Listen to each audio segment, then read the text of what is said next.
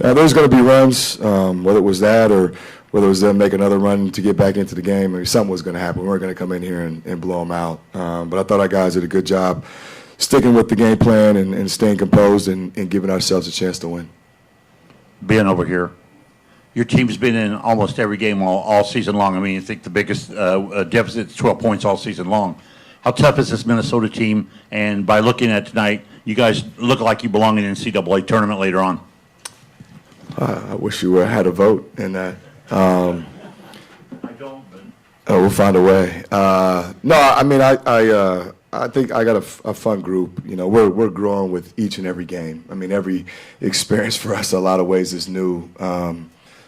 Half my team has never played here, you know, and gone against the #2 team in the country. And so I think our mentality took a step from the Iowa game, which was what we needed to see.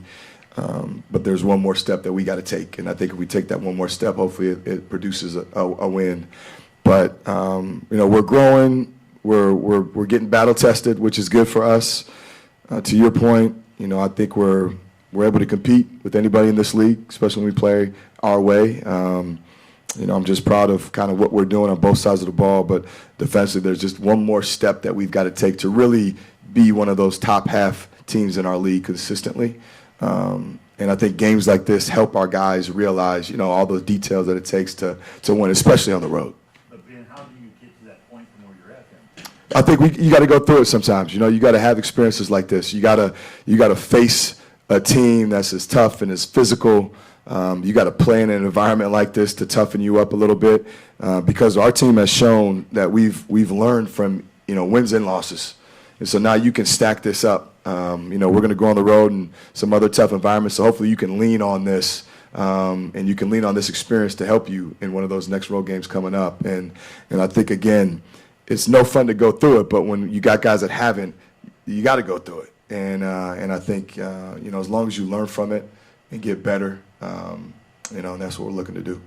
Ben, can you talk about Dawson, obviously, you know, coming back from the missing the second half versus Iowa? He battled, and then trying to face Zach Edey with multiple big guys out there. Yeah, no, obviously, you know, Zach's unlike any other cover. And, you know, it's tough because obviously they run, you know, so much good stuff to take away your help, and it's kind of pick your poison at some point. And, you know, the way we were guarding, you know, I liked it in the ball screen, but we knew we were going to leave ourselves open, you know, on the backside, and Mason did a good job, and they ran some stuff to kind of clear out the help. We were a little bit late on some of our rotations out of there, but, you know, they're a good team, and so much, in my opinion, it is pick your poison, and you do have to hope sometimes that they miss, because they're going to get some good looks. But I thought our guys battled. You know, thankfully we were able to have some depth this year to be able to have multiple bigs guard them when you're going to get in foul trouble. I thought at times our double team was good. But, you know, you got to give those guys credit. You know, they're a good team, and they're #2 for a reason. Yeah, he was close. I mean, he didn't do much leading up to the game. You know, my concern was, you know, he wants to play so bad, but I wanted to make sure that, you know, he was obviously able to go and wouldn't re-injure anything. And when we got the clear and he wanted to do it, I thought he, you know, gutted it out and had a really good game. And obviously he's a big piece of what we do, you know. And so it was unfortunate that he left the game, you know, versus Iowa. But you can see his production and just his defensive presence means so much for our team. So it's good to get him back and back in the rotation and back in the mix.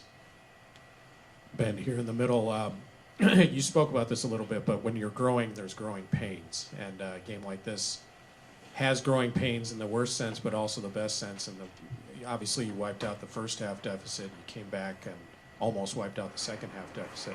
What's been the characteristic within your guys that has kind of made the pain, you know, to be able to learn from the pain and apply the right lessons going forward? I think our guys are you know, we got a room full of fighters. We got a room full of guys that have a belief in what they're doing and a belief in themselves. They know we're really, really close, and I think their confidence hasn't wavered, which is a good thing. And they know how tough this league is. And so, you know, you never want to go through it, but when you can pull a lot of positives out from different experiences, whether you win or lose, I think you can stack those, especially for a team that's still trying to figure out like how to win and everything that it takes to win. We just got to have a big memory bank and keep stacking, experiences on top of experiences, good and bad. We got to learn from it and grow from it. And they run the coaching, which has been fun. I mean, they're going to take this loss hard. They already were in the locker room, and that's a good sign. And now we got to be able to rebound and go home for 2 and have a really good week.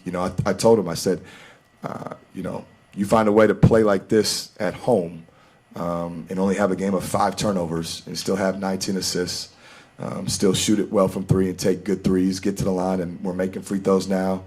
I think we're going to have an exciting second half or back end of the season and continue to put ourselves in position towards the Big Ten tournament.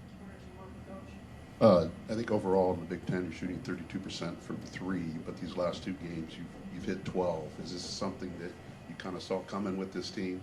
Yeah, I think we're a good shooting team. Again, it's us taking the right shots. I think really helps in slowing down. Now guys are really having a feel for just Big Ten and Big Ten defenses and the type of shots that are winning shots in this league and things you can do to help your team impact winning with shot selection. I think that's huge. And when you have guys that are good shooters, if they take good shots, obviously the odds of going in are higher. And so we just had to kind of learn that lesson. And now that I think we've been patient and we've grown in our early offense and in our half-court offense, and we understand what a good shot for us looks like, I think now that's why you're seeing them go in a little bit more, and we've built confidence with that. Ben, can you just speak to the player Cam Christie's become for you and how hard he is to guard when he just can go get his own shot? Yeah, no, anybody. Cam, I'm biased, but I'd hard to argue as a kid that's had a better freshman year in this league and even across the country, just with as much as we're playing him, and defensively he's taken a huge step. I think he's got a crazy high ceiling, and for a guy that just turned 18, he's one of the youngest players in the country. Like he's the 7th youngest player in the country. The amount of growth that he still has is phenomenal. And he wants it. I think that's the thing. When I recruited him, that was the biggest thing, is that he's a guy that wants the moment. He wants the ball. He wants the big stage. He wants to guard the other team's best player. He wants to take the shot. Obviously, the better players you have, the better coach you are. And we're continuing to develop him and the rest of our guys, and again, see how we can finish this season out.